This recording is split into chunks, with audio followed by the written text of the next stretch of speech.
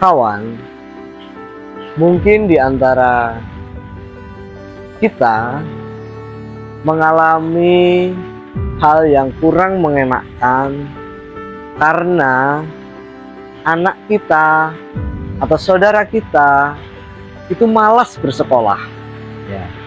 Atau mungkin bisa dikatakan mereka kurang pandai di dalam sekolah. Mereka tidak suka dengan pelajaran-pelajaran, dan bahkan mungkin mereka juga sering tidak masuk sekolah. Nah, kita mengalami hal itu, mungkin bingung mencari solusi bagaimana sih menangani anak yang demikian. Kawan, ada sebuah pertanyaan. Ketika anak di sekolah, dia sering juara, sering ranking 1, nilai-nilainya bagus semua. Apakah ada jaminan bahwa nilai itu, prestasi itu menjamin untuk masa depannya? Ternyata tidak, kawan. Maka bagi yang mengalami hal demikian, jangan risau. Tidak usah galau, ya, karena ada hal yang bisa kita lakukan sehingga bisa mengatasi masalah anak yang malas untuk bersekolah. Kawan, kita lihat sebuah profil orang pengusaha mebel.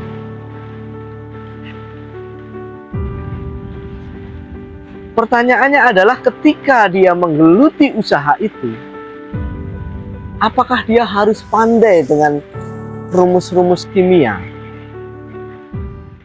Apakah dia harus menguasai betul ilmu matematika? Tidak juga. Karena yang harus dia kuasai adalah bagaimana dia mengelola dan mendesain mebel-mebelnya sehingga laku keras di pasaran. Artinya apa? Bagi anak-anak yang malas untuk bersekolah, coba kita lihat, apa sih kesukaan dia? Apa sih hobi dia? Apa sih bakat dia? Karena sekali lagi, seorang seniman musik dengan penghasilan ratusan juta tidak begitu mementingkan pelajaran selain seni musik. Artinya, untuk mengatasi anak yang demikian, kita lihat dulu bakatnya, kegemarannya, hobinya.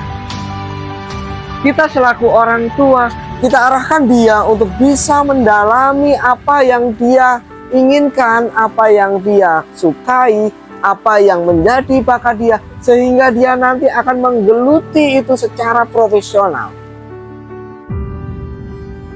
Maka tidak usah galau. Bagaimana untuk mengatasi agar dia rajin sekolah? Kawan,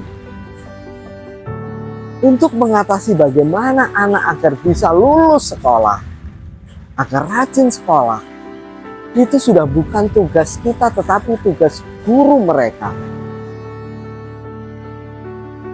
Yakinlah bahwa guru itu sudah punya teknik, sudah punya cara, sehingga bagaimana anak didiknya bisa sekolah sampai dengan dia lulus.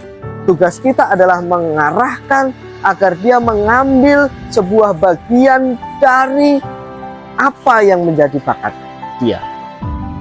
Kawan, ada sebuah cerita seorang anak remaja yang dia bersekolah di SMK teknik kala itu. Saya tahu betul yang ada di otaknya dia, bukan dia bersekolah dan mendapatkan nilai bagus, menjadi bintang di kelasnya, menjadi seorang juara di kelasnya, menjadi seorang yang ranking 1 di sekolahnya. Tidak. Yang ada di otak dia adalah dia bersekolah Yang penting dia bisa lulus, dan setelah itu dia punya impian untuk bekerja di sebuah perusahaan X. Memang perusahaan X itu adalah perusahaan besar kelas dunia yang salah satunya ada di Indonesia. Impiannya hanya satu, dia bekerja di perusahaan itu. Maka ketika di sekolah, misinya ketika berada di sekolah, dia tidak mencari nilai tinggi, tidak mencari nilai bagus. Misinya ketika dia di sekolah, dia mencari teman yang punya saudara dan saudaranya itu bekerja di perusahaan X. Terjadi sebuah percakapan. Hei kawan, kamu saudaranya berapa? Tuh, aku anak tunggal. Beralih ke kawan yang lain. Hei kawan, kamu saudaranya berapa? Aku 4 bersaudara. Saudaramu bekerja di mana? Saudaraku nganggur semua. Sudah, pindah ke teman yang lain. Hei kawan,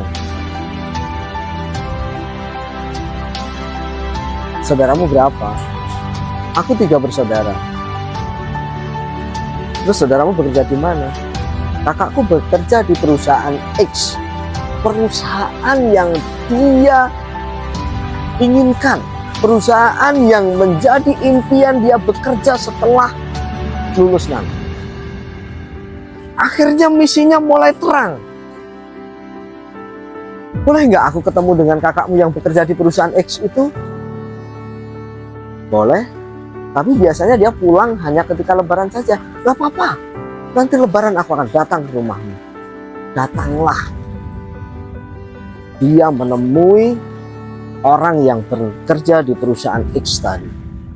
Kemudian dia tanya panjang lebar bagaimana cara dia bisa masuk ke situ, bagaimana cara dia dulu bisa diterima di perusahaan itu. Dan berceritalah orang itu pengalaman untuk bagaimana mendaftar, ya, harus sehat, kemudian punya keterampilan, dan seterusnya. Setelah bertemu dengan orang itu, anak sekolah tadi mempersiapkan apa yang harusnya dia lakukan, apa yang harusnya dia persiapkan agar dia bisa bekerja di perusahaan X tadi. Nah, setelah lulus, nilainya juga nggak bagus-bagus amat. Dia juga bukan seorang juara, ya. Dia juga bukan bintang kelas ketika lulus. Setelah lulus, dia langsung mendaftar ke perusahaan X tadi. Dengan persiapan selama 3 tahun, dia bersekolah di SMK tadi. Walhasil, diterimalah dia di perusahaan X tadi. Karena dia diterima di perusahaan itu, dan perusahaan itu adalah impian dia sejak dia remaja dulu. Dia begitu mencintai pekerjaannya. Dia bekerja total di perusahaan itu. Dia tidak pernah memandang berapa gaji yang dia terima. Yang jelas dia bekerja secara totalitas di perusahaan itu. Bahkan ketika perusahaan itu ada lembur, dan lembur itu bukan bagian dari pekerjaan dia. Lembur itu adalah bersih-bersih gudang, bersih-bersih selokan. Dia mau masuk untuk bekerja karena saking cintanya dengan pekerjaannya. Kemudian 5 tahun yang lalu, perusahaan yang ada di Jepang, perusahaan yang sama yang berada di negeri Jepang sana, teleponlah ke perusahaan yang ada di Indonesia. Perusahaan yang di Jepang itu meminta dikirim 10 orang paling rajin dari Indonesia. Pilihannya adalah 10 orang yang paling rajin, bukan paling pandai. Ingat, bukan paling pandai. Karena dia memilih orang yang paling rajin, ya sudah. Anak tadi terpilih menjadi salah satu orang yang harus berangkat ke Jepang. Dan sekarang dia bekerja di sana dan mendapatkan imbalan gaji yang sangat-sangat layak. Kawan, suksesnya orang tidak pernah tergantung dari berapa ranking dia di kelas. Suksesnya orang, keberhasilan seseorang tidak pernah tergantung dari berapa nilainya ketika dia ujian, berapa nilai rapotnya. Tidak. Maka kawan, ketika mengalami hal yang demikian, ada anak yang susah belajar, ada anak yang malas belajar, ada anak yang malas datang ke sekolah, ada anak yang sekolahnya kadang masuk kadang enggak. Tidak usah risau, karena solusinya demikian. Arahkan anak itu sesuai dengan bakat dan kemampuan. Kawan, ikuti terus video kami berikutnya.